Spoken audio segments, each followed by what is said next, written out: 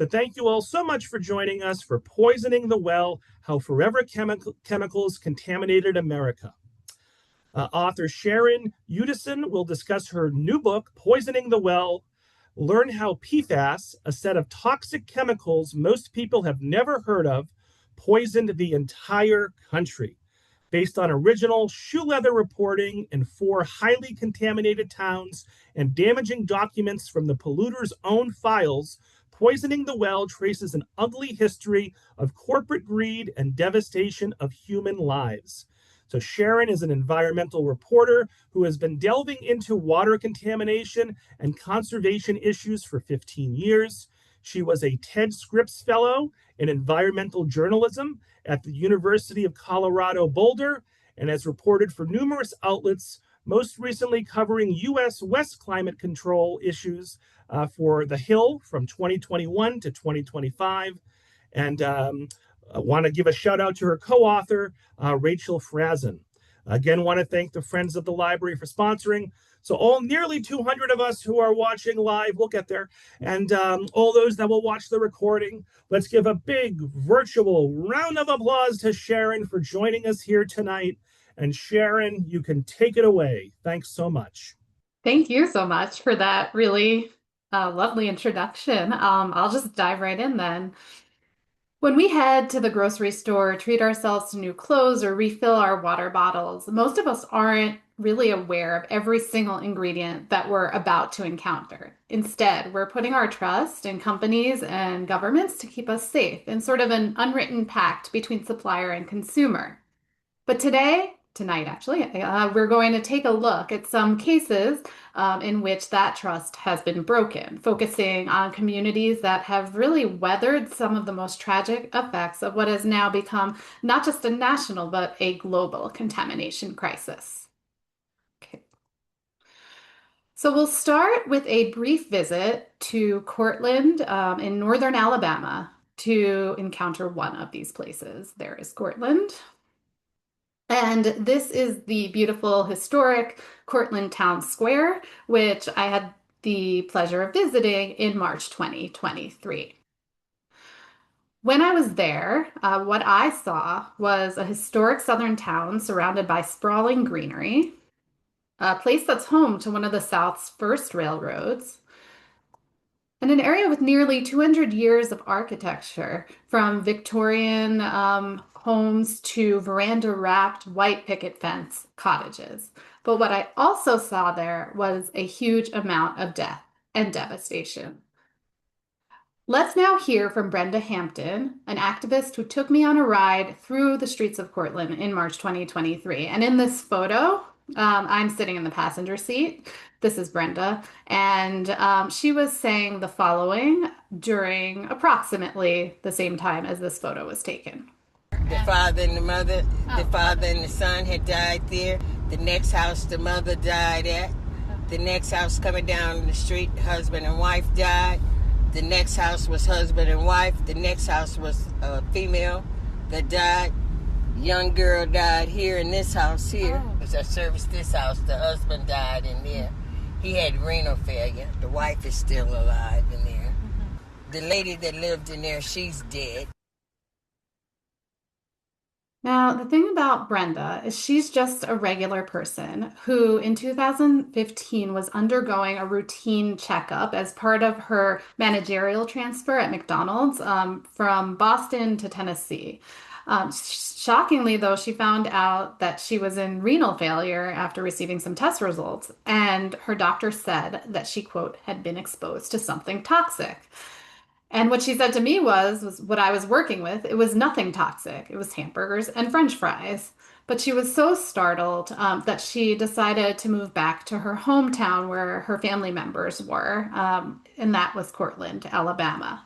Now, I bring up this little snapshot of the Google map here to show you Cortland and North Cortland. These are two twin, very rural towns with populations of just a few hundred people apiece. So now you see how it looks there. So Brenda, as soon as she came back home, She's very curious, and she observed just how sick people were in both of the Cortlands.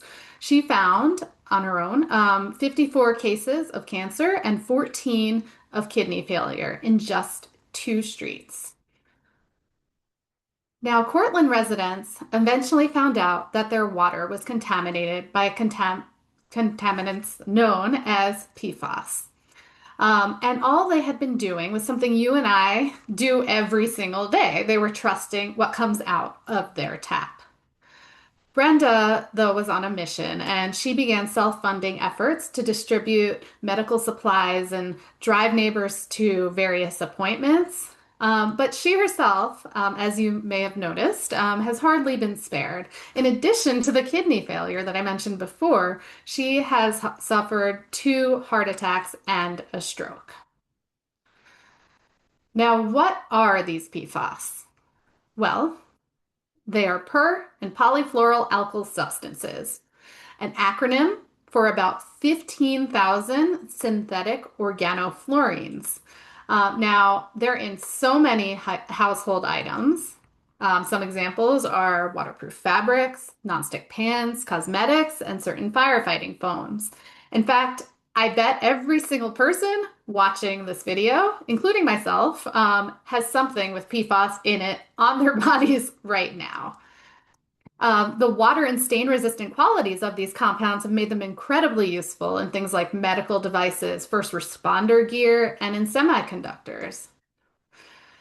That sounds great, but what's the problem? Well, they don't break down in the environment at all, and they linger in the human body by binding to proteins in the blood of at least 97% of Americans. And these compounds are linked to many cancers and kidney, thyroid, heart, reproductive, and immune issues. And as I saw in Cortland, which I'll get to a little bit more later, downstream from massive industrial discharges, effects can truly be dire. And with such risky effects, you might think that regulators were quick to step in. But the EPA took decades to regulate just a few PFAS. They're forever, and they're everywhere. But they weren't always. And before we dive into the birth of Forever Chemicals, I just wanted to show you a brief outline as to what to expect today. So as I just said, PFAS are forever and everywhere, but they weren't always. Apologies for my cat in the background. In fact, their birth was accidental. Postdoctoral scholar Roy Plunkett was actually working on replacements for hazardous refrigerants at the time in a New Jersey DuPont lab called Deepwater in 1938. For him, this meant that he was storing cold cylinders of tetrafluoroethylene, TFE gas, and he assumed when he was storing that gas that it would remain a gas. But upon opening the cylinders, Roy found a mysterious white powder. After much research, he understood that the TFE had undergone a process called polymerization, in which a carbon-carbon double bond in a TFE breaks apart and attacks others. The mysterious powder that had formed as a result was heat resistant, and most things didn't stick to it. So DuPont saw the potential value in this powder and decided to trademark the substance as poly-TFE, PTFE, or Teflon in 1944. Now, Teflon very quickly appealed to the US military. It was, as I said, resistant to heat and also corrosion, and it didn't interact with other chemicals. One of its first uses was to contain highly reactive materials like uranium in the making of the atom bomb. Now, Teflon only reached consumers thanks to an inventor across the world. So that inventor, his name was Marc Gregoire, started coating his own pans with Teflon at his wife's request and launched the company Tefal in Rumilly, a small village in France, in 1956. Tefal then began exporting its products to the US in 1961 and was made further popular by Jackie Kennedy being randomly photographed purchasing a pan. Now, I want you to see a little clip of an ad from the era for Teflon.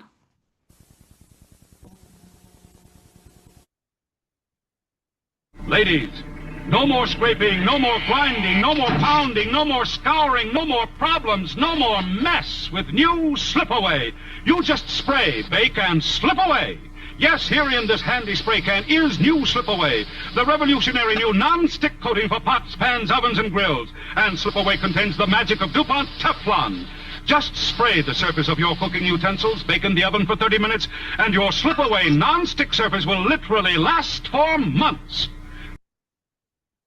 Ladies.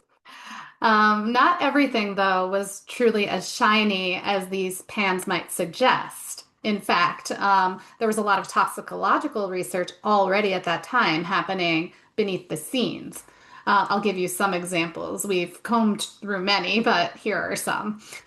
The 1950s, researchers inside and outside of DuPont discovered that some people exposed to heated Teflon developed flu-like effects. They called this polymer fume fever at the time. In 1959, an FDA official wrote that Teflon might be unstable under cooking temperatures and that some decomposition products are quite toxic. And yet, that same FDA approved Teflon coated cookware. 1961, a DuPont toxicologist warned that some PFAS could cause liver enlargement in rats. 1978, 3M, another PFAS producer, found PFAS in the blood of its employees with fluorine levels, quote, proportional to the length of time they worked there and persisting in some for 15 to 20 years. In 1981, 3M found something so problematic about one type of PFAS called PFOA that it decided it had to alert the EPA, and that was a link to birth defects in rats. So what they actually found was that fetuses of rats that had consumed PFOA developed eye deformities. But that same alert that they sent to the EPA said that, quote, no human health problems have been observed. Now, one of the places where 3M and other industries set up shop was in northern Alabama, near the city of Decatur and upstream from Brenda's community in Cortland. So here you have the layout. And despite the river looking like it's going up, well, it is on a map, that's really downstream. So Cortland is downstream from the 3M factory along the Tennessee River. Now, by 1976, 3M found one notorious type of PFAS, another one, this one is PFOS, in a Decatur worker's blood, and then again in several employees in 1979. In the 1990s, 3M scientists cited interest in possible health risks to Decatur workers regarding specifically liver and bladder cancers, as well as endocrine and reproductive disorders. Now, the effects were also stretching beyond the factory bounds. In 1979, PFAS were found in fish caught in the river around Wheeler Dam and in water utilities downstream from the plant. And I'll take a moment to just show you this picture here. I took this in March 2023. This is Wheeler Dam, and it's quite large. And it's still highly contaminated in this region to this day. But while I was there, I saw so many people fishing and planning to consume the fish that was found in the river. So the EPA finally, its regional branch, finally decided to step in a bit in 2007 to 2010 after they heard that one company was reporting that it had, quote, unknowingly discharged large amounts of PFAS right into the Tennessee River. And in 2014, the CDC's toxic registry did community blood samples, which showed PFOA and PFOS levels that were 2 to 4 times higher than US averages. Now, many plants still lie in the Tennessee River today, and they are allowed to dump, according to Alabama law, though EPA deems the area as impaired with PFOS and other agricultural materials. Companies have at times violated their legal bounds, doing things like underreporting PFAS releases and breaching contracts. But these plants are a pillar in the Decatur region and a major employer for the community.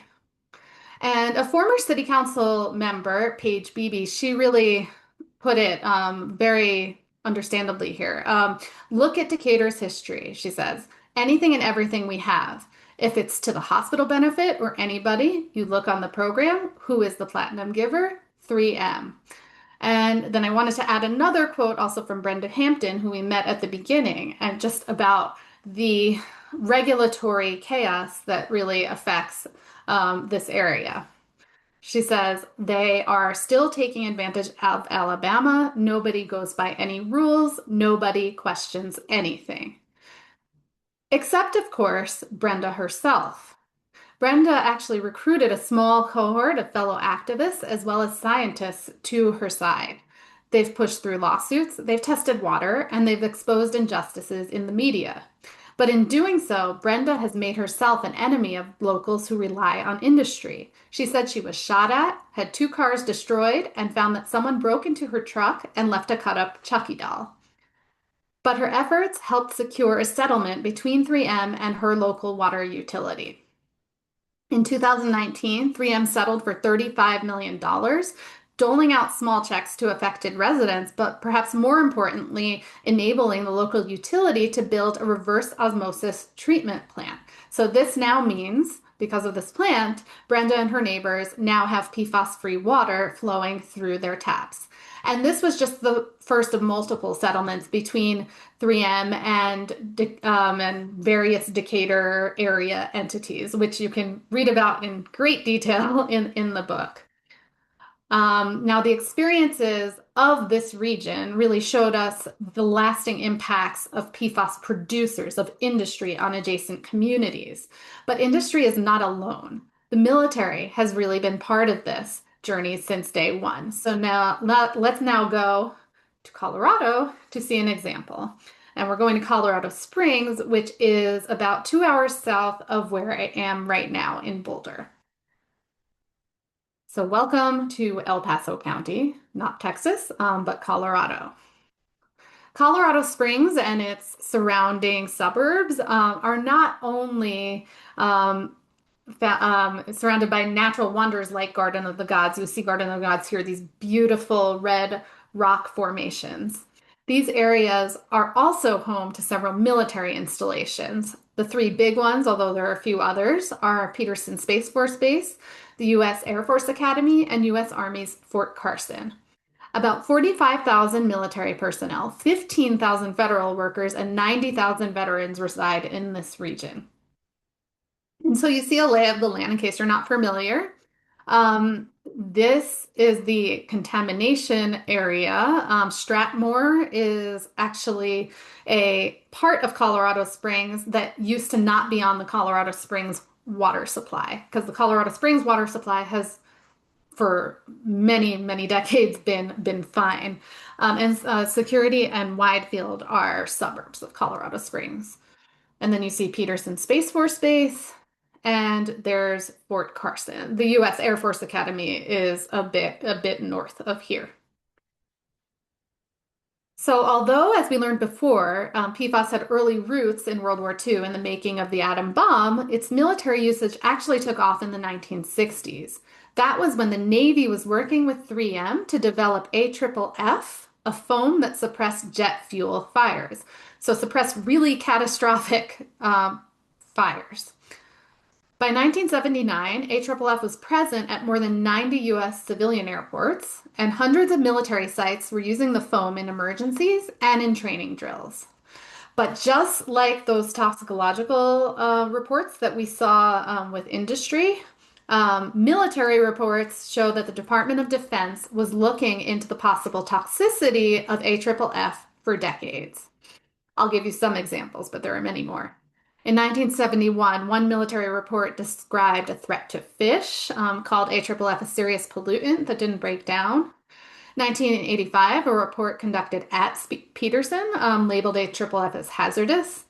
And more recently, in 2016, the Army Corps of Engineers discovered PFAS in samples taken at Peterson and cited, quote, potential non-carcinogenic risks to human health and the environment, as well as the migration of PFAS to down-gradient wells.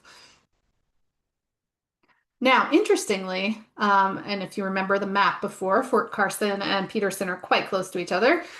Fort Carson started using water for training in 1993. They listened to the advice of some of these reports and replaced AFFF entirely in 2018. Peterson, however, took much longer. I haven't been able to get a concrete reason as to why, despite repeated attempts. But one possible theory that I've heard is that the Air Force simply has more planes and jet fuel is very flammable at high temperatures.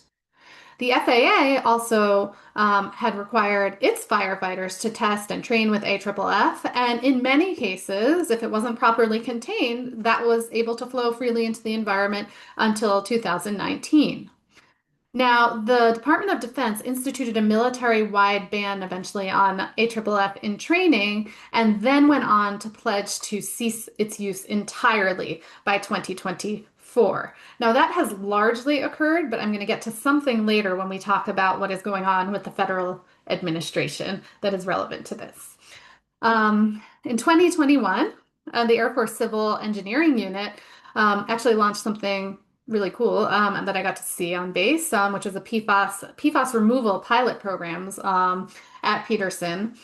And basically what they do is they let local university research labs and startups kind of use parts of the base as a lab test site for developing technologies that remove PFAS or destroy PFAS. But as of 2023, the Air Force had spent more than $103 million on PFAS remediation response just at Peterson alone. Now, with more than, I think it's 500 something bases affected by PFAS contamination, you can imagine just how many tax dollars we are now spending on cleaning up our mess. These are some photos I took at Peterson Space Force Base in May 2023. Despite the fence, I wanted to show you this anyway because in the photo on the right, you'll see a charred airplane right in the middle. And that's an old plane. And what they would do in training exercises is they would light it on fire, and the firefighting staff would be taking the AFFF foam and training with it there. And then it would kind of flow into trenches that were in that area and end up in the area's environment. Now, I'd like you to meet a second protagonist in the book. His name is Mark Favors.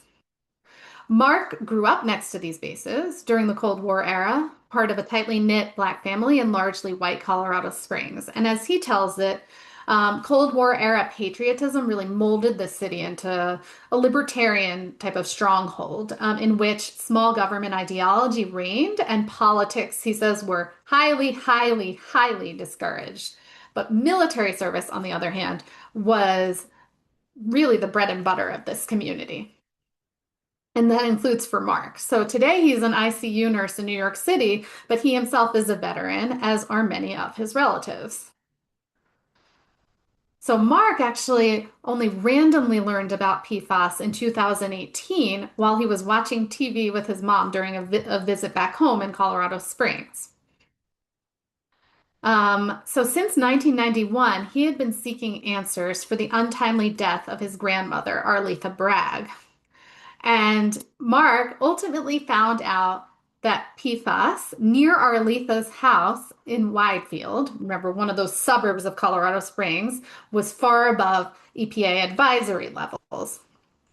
Now, one reason he was able to find that out is because Colorado has been really good about mapping its the PFAS contamination. This is publicly available by the Colorado Department of Public Health and Environment in a way that it not necessarily is in other states. Now, within this family, illness really has been so prolific. I'll give you some examples. Mark's cousin Princess, who grew up in Stratmore Valley, that was the neighborhood of Colorado Springs that was on a separate water supply, had lupus-related kidney damage already as a teenager, and then she developed bladder cancer. Her brother, veteran Steve Patterson, gave her a kidney. They were a match, miraculously. But her cancer returned to her liver, kidney, spine, anus, and brain. And Steve then developed prostate and rectal cancers himself. And these are really just two examples from the family. And I mentioned Arletha before, and she is in the photo on top. She is a maternal aunt. Ivory Mitchell in the picture with her is from the paternal side of the family. So I just thought it's really important to emphasize that this is not necessarily a genetic issue. These are people who are not related to each other. Um, and it's just spread to, I think Mark says it's about 25 people in the family. Again, these could be in-laws, stepbrothers, that have developed some sort of serious, very serious, either cancer or other type of illness. And I think how Steve here describes how the family copes with this is really poignant. I think that if we was to stop and dwell on all this stuff, it'd probably even be worse. But what can we do? So if you see we're happy, we hang together, we laugh, we have fun, even though we just lost a brother, they just lost a cousin, but life goes on. I mean, we cry at the funeral, but sometimes we don't even cry because I don't think we have any more tears left because it's just been so many deaths. You know, it's just been too many. I think that if we was to stop and dwell on all Sometimes it this plays stuff, twice. I'm not sure why. it'd probably even be worse. Okay, we're gonna listen to it again, apparently. Oh no. So if you see we're happy, we hang together, we too many. Okay, there we go. So again, Mark estimates that it's like more than 24 relatives who have suffered from such serious illnesses. And again, to bring up the kidney issue again, at least 5 of those family members have suffered from kidney-related diseases, but there are many other diseases that have really just run rampant in this family and among their neighbors as well. I think that Why is this playing so many times? But Mark really, he has not stopped fighting this issue, and he began actually taking the fight to Capitol Hill, to Washington, already in November 2019. And at that time, there was what they thought was going to be sort of a pivotal House hearing. Mark testified about his family, and he was urging Congress to launch an investigation into the PFAS issue. He spoke alongside actor Mark Ruffalo, who had portrayed lawyer Rob Billott's fight against DuPont in West Virginia in the film Dark Waters. Now, during this testimony at the time, there was a lot of bipartisan support for the idea of an investigation, and you can read the testimony. But a Republican from Kentucky, Representative James Comer, he said he opposed, quote, sweeping actions that could cause economic harm, but he supported compensating families, quote, poisoned intentionally by corporate America. And on the other side of the aisle, there was support as well. But this was at a really inconvenient time because notice the date, November 2019. Very soon, we became quite absorbed by a global pandemic. Nonetheless, Mark's goals remain to find out what really happened and hold people accountable if there was something nefarious, as the documents imply. And he's continued to testify in Congress as recently as about 6 months ago, and he's not stopping. Now, you might question, why not make a legal case out of this issue, which sometimes does occur. But a lot of people have pause when they consider that idea. And that's due to a general lack of legal recourse. One big barrier is something called a statute of limitations, which is a law defining the amount of time people have to sue. Now, if we want to compare states, these are different in every state. So Colorado has a very strict 2-year statute, but victims can wait to sue until finding a clear cause for injury. Alabamans, on the other hand, can only sue within 2 years of becoming ill, so they have no chance at all.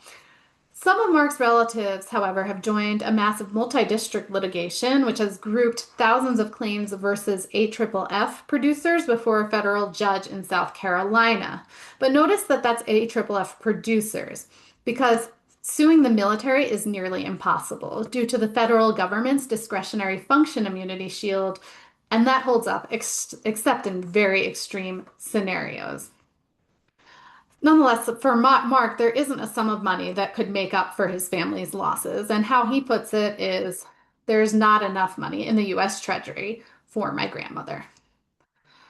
So we've now seen how entire families have faced devastating consequences from PFAS pollution, whether from military or industrial sources. But because these chemicals also impact plants and animals, they've had dramatic effects on farms. So let's go to the East Coast, to not too far from where most of you are, and that is to Maine.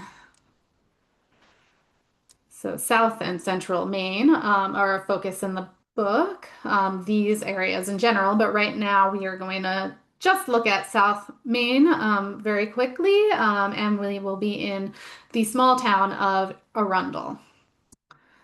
This is Fred Stone. He's a dairy farmer, multi-generational dairy farmer, and his cows are truly members of his family, as you can see by the decorations and the license plate. And he's quite a quirky person. He is well versed in diseases of cattle from, I believe that's the revised edition from 1918. He has books like this in his garage and knows them well. Now, Fred's grandfather purchased Stone Ridge Farm, which is now what they called it, which was an 18th century farm. He purchased it in 1914 after coming home from serving in World War I. After it passed down a few times, Fred and his wife Laura bought it from Fred's parents in 1977.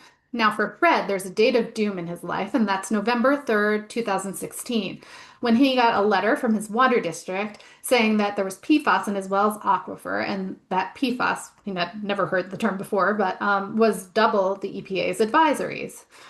When they heard about this potential contamination, the Stones actually took it upon themselves to test their cow's milk because they knew the cows were drinking the water, and no one had told them to do so.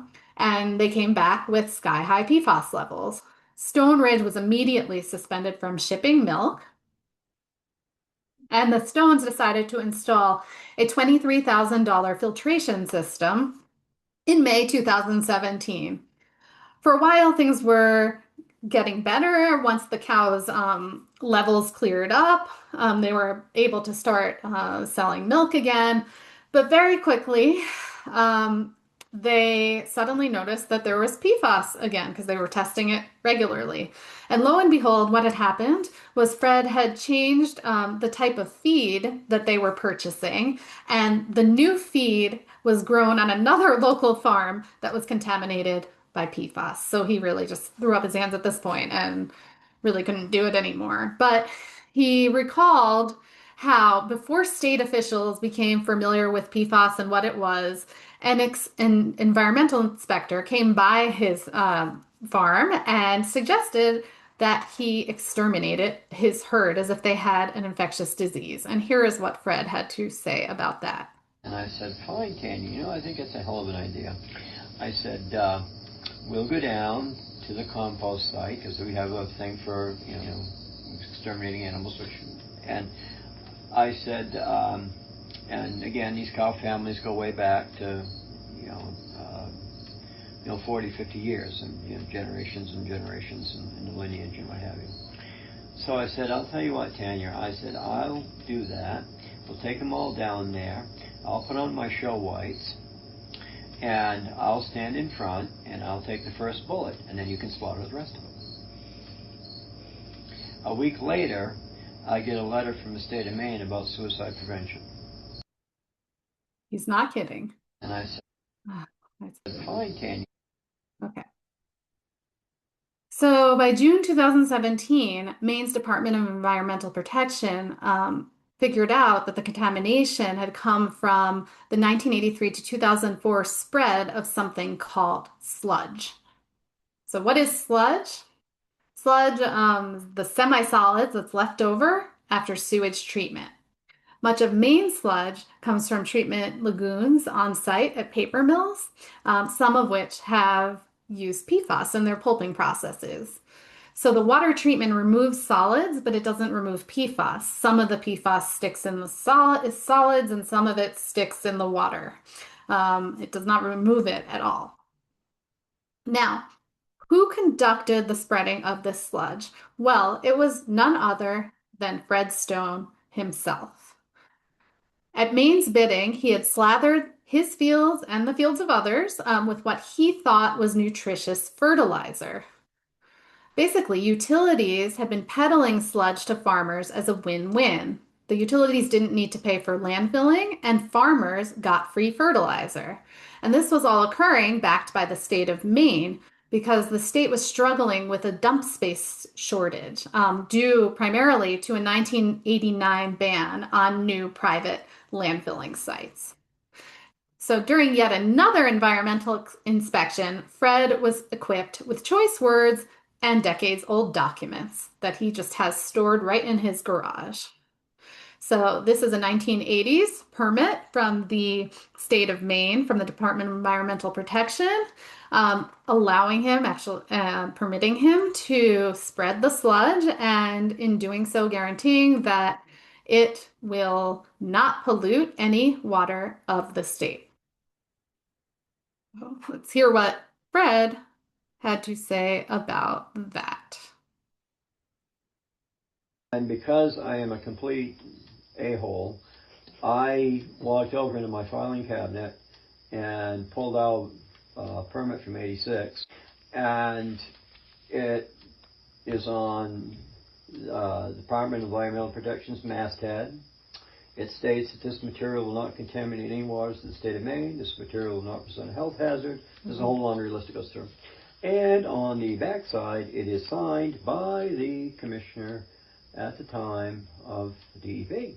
And just because I'm really go for gold, I also included the letter from Kennebunk Water stating that the water in the aquifers at 146 it was contaminated.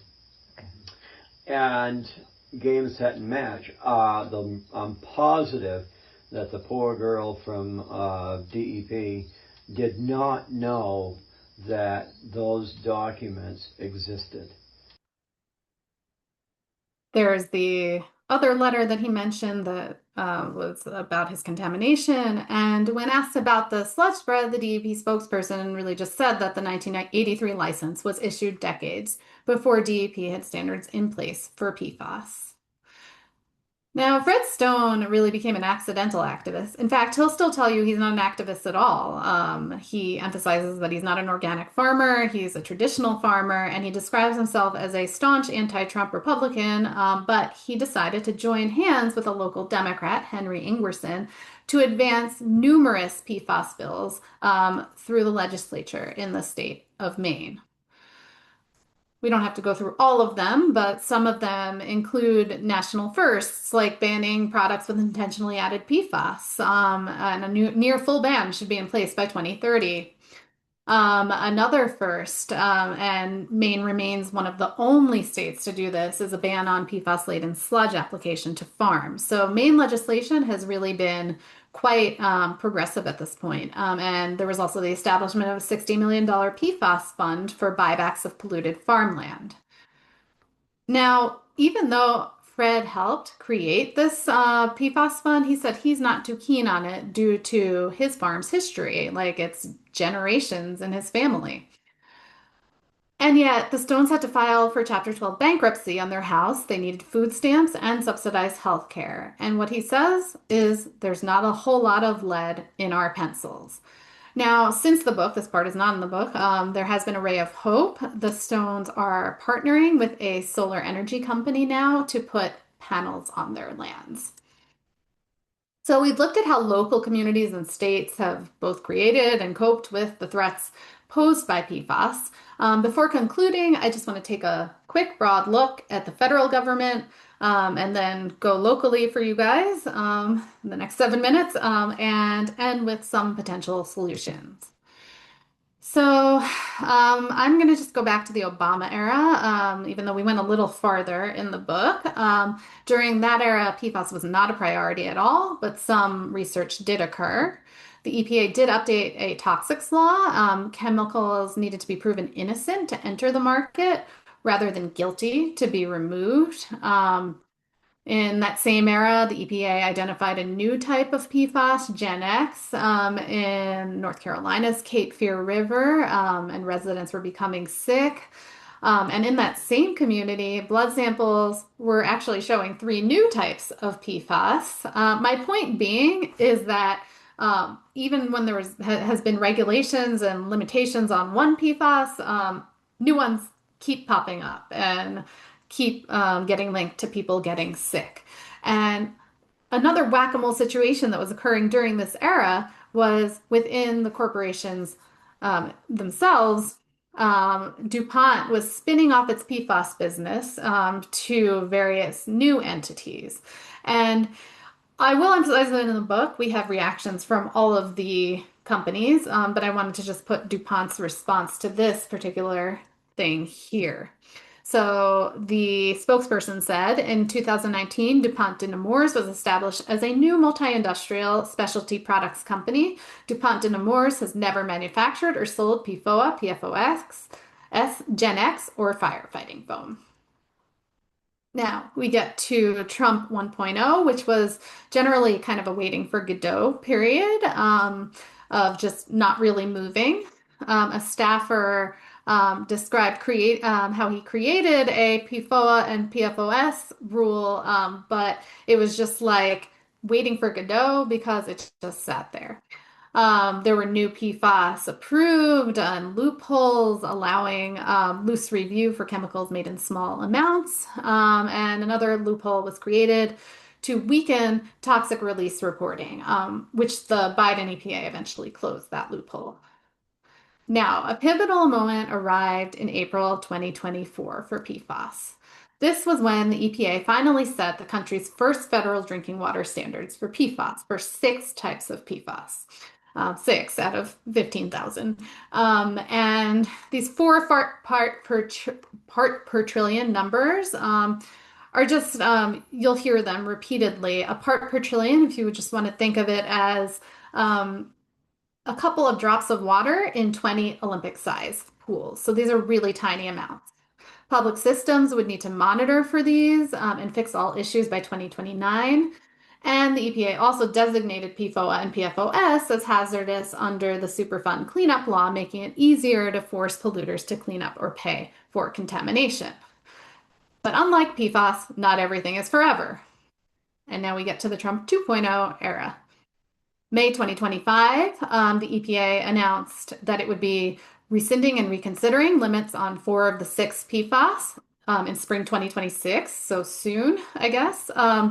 They would keep the rules on PFOA and PFOS, but extend compliance another 2 years to 2031. May 2025, the EPA postponed certain reporting deadlines.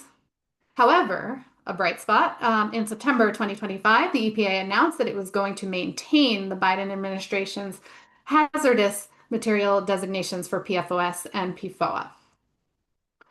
November 2025, the EPA approved 2 types of single fluorinated pesticides. It's debated whether or not those pesticides are actually PFAS, but they do break down into TFA, which scientists generally define as PFAS, though they are not officially deemed as such in the US or Europe. December 2025, the fiscal year 2026 National Defense Authorization Act was signed into law, and they actually said that the military can now purchase AFFF till 2026 instead of 2024, so basically reversing a ban. And there were a few other things included. The acceleration of PFAS cleanup, and the Department of Defense could destroy PFAS with cost-effective technology if approved by federal or state agencies. A bit vague, but some addressing of the need for remediation. Now, where does Massachusetts stand? So in 2020, Mass DEP published a 20 parts per trillion drinking water standard for what it calls PFAS 6, so 6 types of PFAS of interest in Massachusetts. So those include these that are listed right here. So that's a total, like a sum of all of these there, can't exceed 20 parts per trillion. And in 2025, firefighter PPE that contained PFAS had to include a warning. And by 2027, there will be a full PFAS ban in firefighting PPE. So not much going on in terms of regulation and legislation that has already occurred in Massachusetts, but I do believe that there are numerous bills in the works. Now, as far as Middlesex County is concerned, I don't know why that's appearing blurry, but much of East Middlesex County gets at least some of its water from the Massachusetts Water Resources Authority, which has only traces of PFAS. But there's a caveat. Communities which receive only part of their supply from MWRA will need to individually review their data. So there's an interesting map here, and for whoever's interested, I can direct you to this map, and you can take a look at that. But the full MWRA recipients with trace or no PFAS are listed here. And the partial recipients that have significant PFAS are listed here as well. Now, many West Middlesex towns that are not on MWRA have significant PFAS. That includes Tewksbury, and I am sorry if I'm pronouncing it wrong. But the worst, it is not the worst. The worst are listed here, and I will probably pronounce all of them wrong. So I will leave you to read them. But those are highly, highly contaminated, or were. Some of them have treated their water at this point, but in terms of the actual PFAS in the ground, that's where it stands. And the possible PFAS sources in the region include the Fort Devens military base, fire training, and industry. Now, taking a look at Tewksbury specifically, we go to the Water and Sewer Division's 2024 Consumer Confidence Report, and I actually put this whole link up here in case anybody wants to take a look and didn't know where it was, but I'm sure people get it in their emails. So here are the actual numbers that we have here. So in terms of Massachusetts, there are no violations because the total is supposed to be 20 of all these PFAS. But we do have some results on the side here for PFOA. We have 5 parts per trillion, which is above the federal limit individually. PFHXA is not one of the federal listed ones, but these are just interesting numbers to look at. And I mean, the EPA has numerous times said that there's no safe level of PFOA, despite its 4 parts per trillion limit. So just the water supply here is coming from the Merrimack River, which is known to be quite contaminated. There are intake stations. The intake station for Tewksbury sits alongside the river and is designed to survive flooding of up to 6 feet above the embankments. And Tewksbury Water says that it performs PFAS sampling quarterly, and it does use granular activated carbon in filtration, which is supposed to remove PFAS, but some theories could be that the PFAS competes with other organic contaminants for absorption by the carbon. And that leads me to the idea of removing PFAS from drinking water.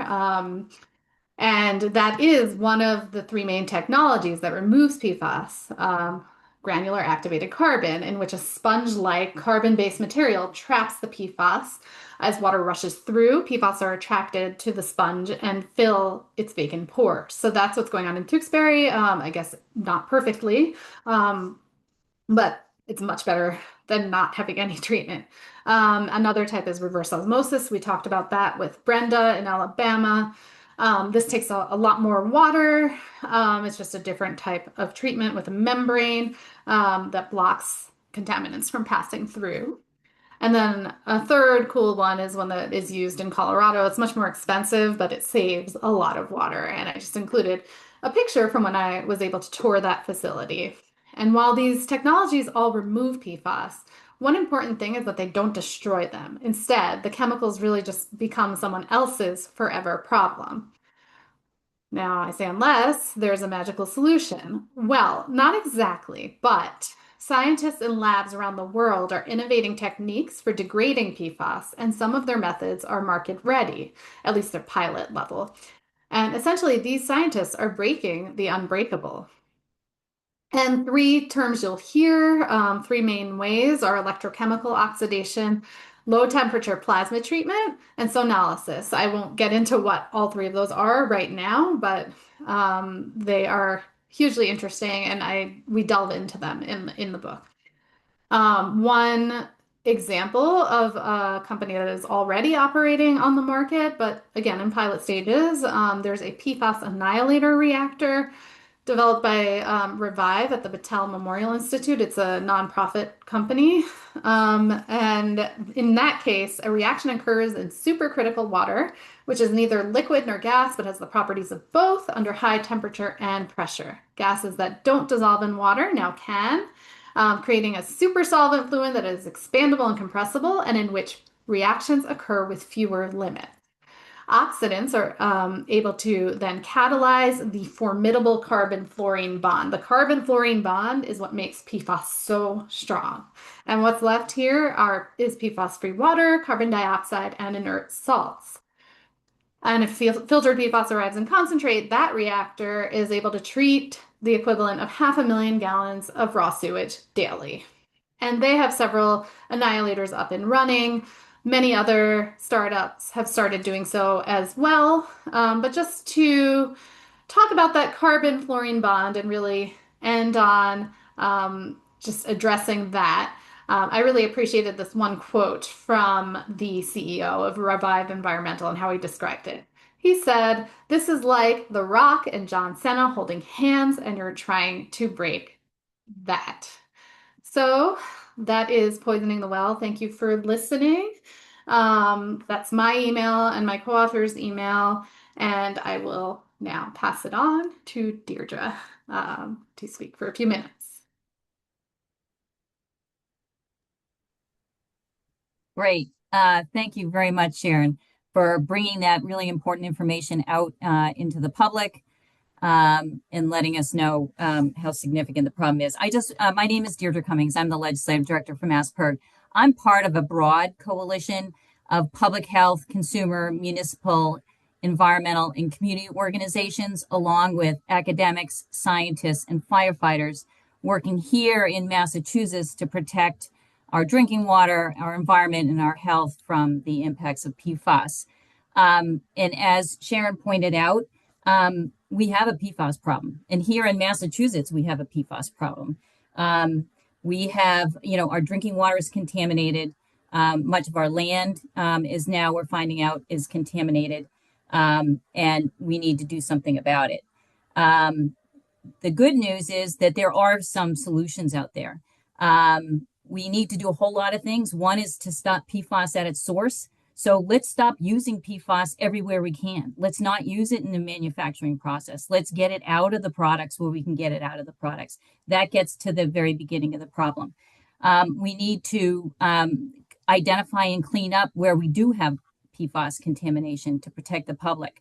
We need to hold industry accountable for cleanup, for polluting our environment, and then having them pay for and help to pay for the cleanup, which will be very expensive. Many cities and towns here in the Commonwealth, actually 172 public water systems across the state, have exceeded that contaminant level for PFAS here in Massachusetts. So communities are already investing in that very expensive cleanup.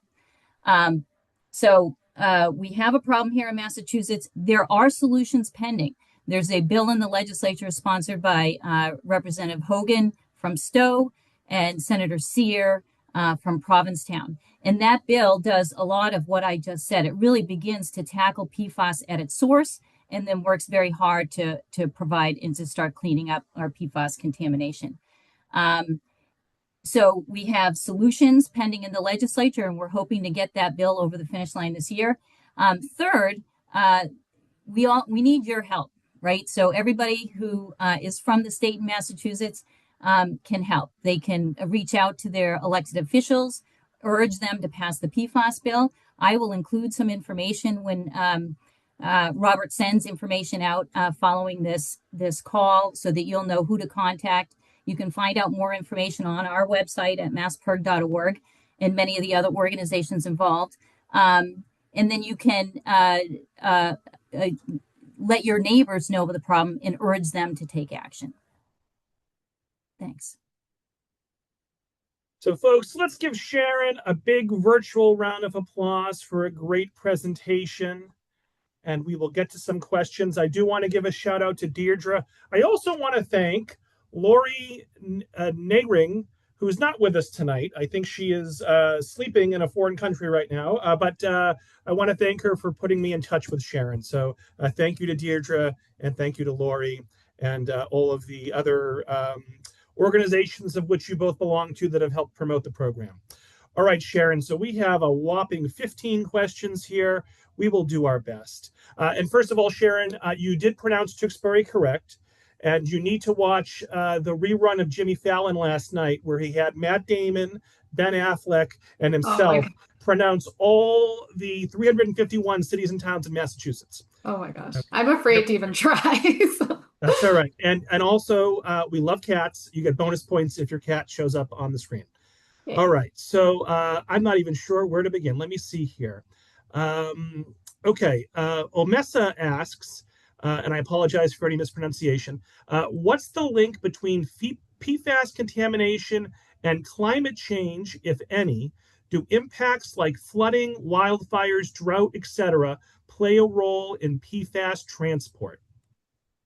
Yeah, well, yes, all of the above. But with flooding, yes, it's transported much farther beyond what it would have been. But there's also the issue of drought, the opposite.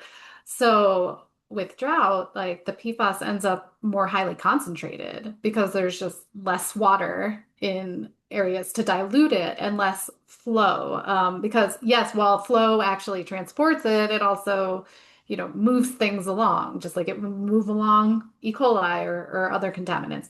So yes, absolutely. And I mean, wildfires, might be a bit of a stretch. But the foam used to like put out wildfires, that's not AFFF. That's AFFF foam is for jet fuel-based fires or oil-based fires. That said, a lot of the PPE that firefighters have to wear has for so long contained so much PFAS. So that, not only contaminating the firefighters, but it's like kind of giving off stuff into the environment. So there's numerous ways in which climate change is exacerbating the effects of PFAS and other pollutants. All right, so PG has a two-part question. I feel like we already answered her first part of the question towards the end, but her second part is there a test that one's primary care physician can provide to tell them how much PFAS is in their blood? There is. It just depends whether your insurance is going to cover it or not. So that's really the wild card. And also, a lot of family physicians are still not necessarily like up to date in PFAS testing. It depends on where you are, especially in very rural areas. Not necessarily. That has been a complaint of a lot of people. And still in a lot of medical schools, like environmental toxicology is not really like a routine subject yet. It's like, it might be like an elective. So yes, the tests exist, but whether you have access to them, is really dependent on your location. Tanya asks, what about the data center movement? They supposedly need lots and lots of water. Not sure if there's any PFAS involved. And where does that water go? Well, so that's an issue of just, water consumption, which is a problem having nothing to do with PFAS. But at all these data centers, they're using a lot of semiconductors as well. And semiconductors right now, there really is no alternative they require a lot of PFAS in the coatings. So that's a way that data centers really do employ a lot of PFAS. And Sharon, you probably didn't research this in the lead up to the presentation today, but a couple people asking about Boston water. Any idea about PFAS levels in Boston city water? And I also saw that people asked about various other towns as well, so I'll group that all together. So Boston, I happen to know that Boston is pretty much non-detect for PFAS in their system because they probably have great filtration, but that is not the case for even some places very close by, like Cambridge, for example, faces a lot of contamination.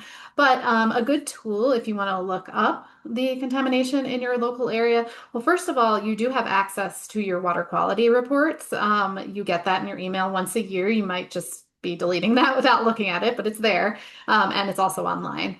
But the Environmental Working Group has a really good tap water database that they've put together, which basically pulls data from all of these water utilities together on one accessible database. So that's the EWG, Environmental Working Group. You can search by zip code. The only problem is there's more than one problem, but if you're on a private well, that's a whole different story. And wells don't really fall under the federal water laws, unfortunately. So that is you have to take it upon yourself to really get your well tested and install the relevant filtration technology. So David says on Upper Cape Cod, there's some organization monitoring shellfish and other fish, and they've found high levels of PFAS in the fish. Do you know, is the Massachusetts Department of Environmental Protection, the DEP, developing safe consumption levels for food items? I would have to ask someone from Massachusetts who's a little bit more well-versed in that specifically. I had not seen that in Massachusetts myself, but I might be wrong. There are certain states that have. And I know Maine has been pretty good about telling people when they can eat the fish, or there'll be no fishing or no consumption orders that happen in various places. But I am not sure about Massachusetts. Unless Deirdre knows the I can answer. just add in quickly, yes, the DPH does post notices for contaminants, particularly, and they list out PFAS. I will say I looked at the list. You can find it on their website. And it covers almost every water body there is in the state. So it's a little concerning. And Deirdre, at any time, feel free to jump in, because we do have a couple of other Massachusetts-specific questions. Paul asks, so to paraphrase Deirdre, prevention is paramount. Short of buying products less frequently and increasing life cycle, what chemical substitutes do we have for them? Well, a big one is the AFFF foam. They've now substituted on, despite whatever the National Defense Bill just did by extending the purchase allowance until 2026, most of the bases no longer have AFFF on them, because previously the ban was 2024. And so they're using a bunch of different types of foams now called F3. They're fluorine-free foams that have been deemed sufficient for combating jet fuel-based fires. However, I have read some initial toxicity research about the fluorine-free foams, and it seems like they're being studied as well, but not in quite the same extent. So there's a big question mark on that one. But that was one of the things. But I would also really emphasize that the consumption is really, really important. Paying attention to labels. A lot of particularly where I am right now in Boulder, outdoor equipment is like really popular, and things like ski wax, things like any kind of gear for cold weather. And a lot of companies have responded to consumer demands, and they are now removing PFAS from their products because they know that people do not want them there. So yeah, there's that kind of action, and just making choices with your wallet that really kind of can be instrumental. I just add one other thing. There are 27 states that have acted to restrict PFAS in at least one product. A lot of states, there's 13 states that have restricted PFAS in a number of products like cookware, clothing, outdoor gear, ski wax, for example. And as those states have banned the use of PFAS in those products from being sold, we're seeing alternatives. So once we say, no, you can't use that anymore in food packaging, well, sure enough, the industry comes up with a way to make food packaging without PFAS. And so what we need is more restrictions. We need to say, no, if this isn't a product that's necessary for the health and safety or whatever, we just shouldn't be using it. Let's just get rid of it. And so now more and more states are acting. The bill that we have in Massachusetts will phase out PFAS in a whole set of products and then set up a process to continue doing it. Places like Maine have a plan to get rid of PFAS in everything. So the more we act, the more we'll spur innovation. And, books like this that Sharon put out really kind of get at the problem and help us pass real reforms like this.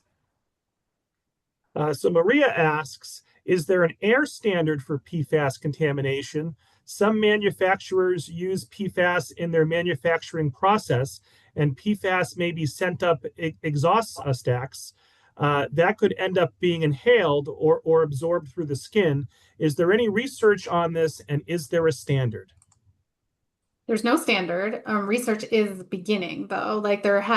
The focus was at first primarily on water transport, but now there is ongoing research, like kind of really more emerging research about both the transport like through skin and through air.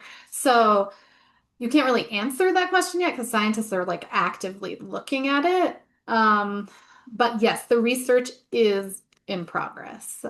It just wasn't as advanced as the water research. So before we started, folks, I was telling Sharon how I think my New England Patriots and her adopted, we'll say, Denver Broncos will likely meet next week. I'm getting ahead of myself, but we do have a couple of questions about football fields and artificial turf.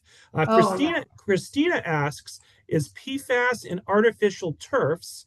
And Sarah asks, artificial turf manufacturers claim that their product has no added PFAS, but that doesn't mean they don't contain PFAS at all.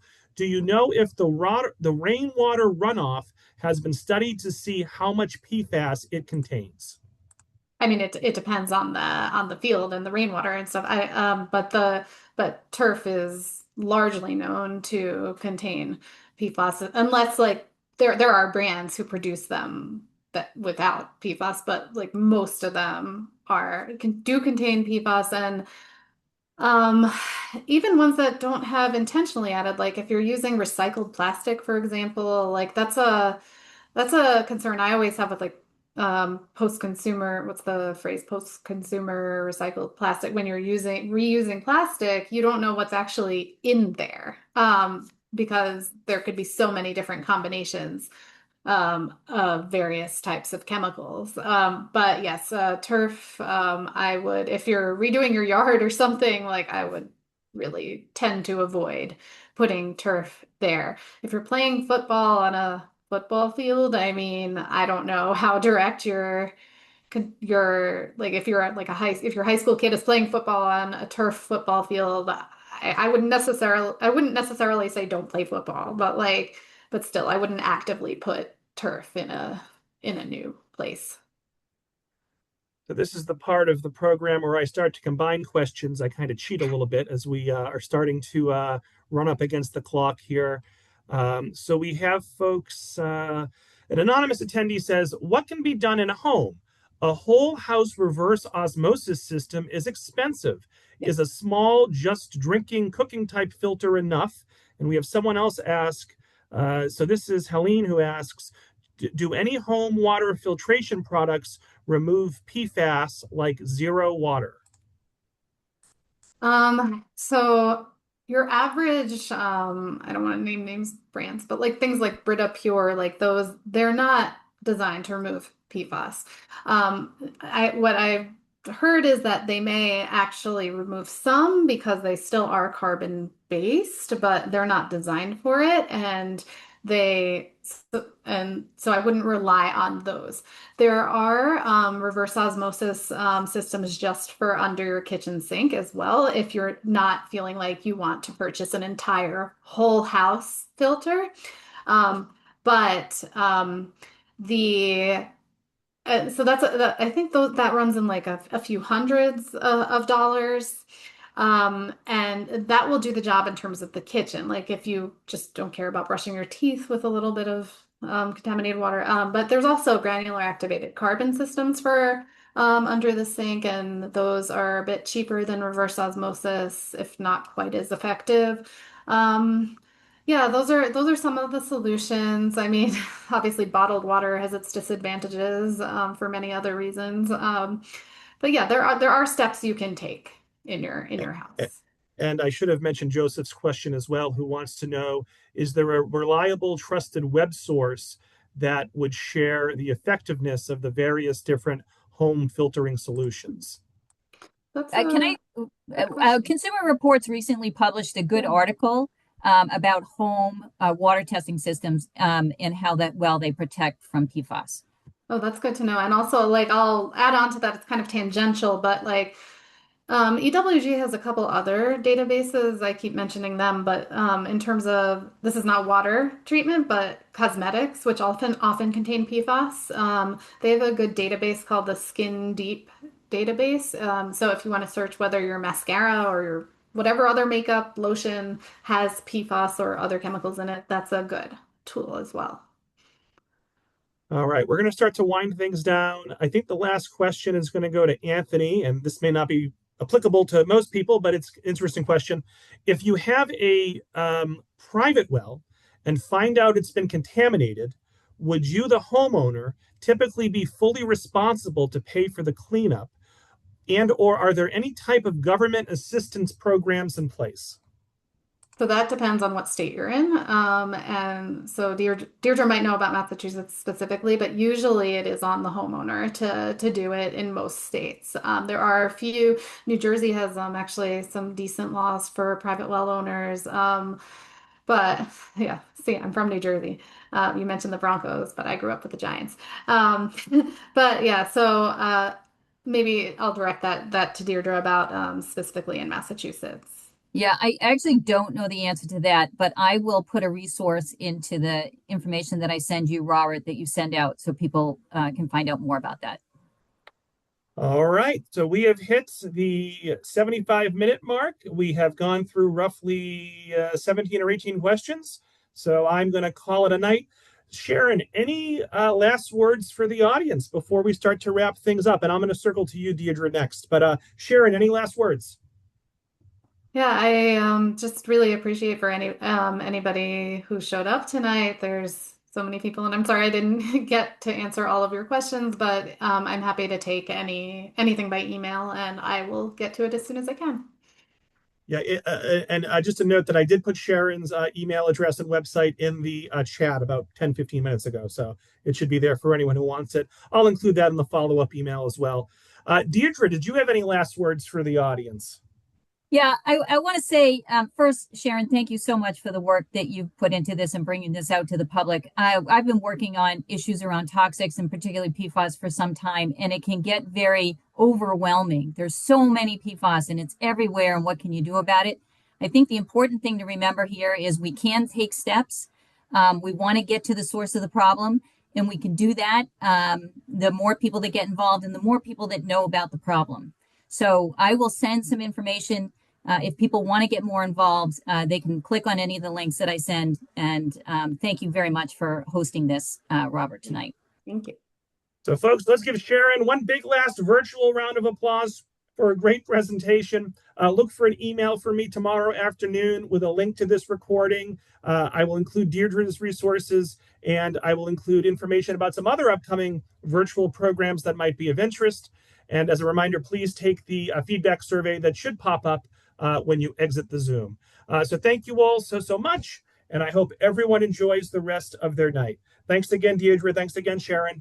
Thank you. Bye-bye.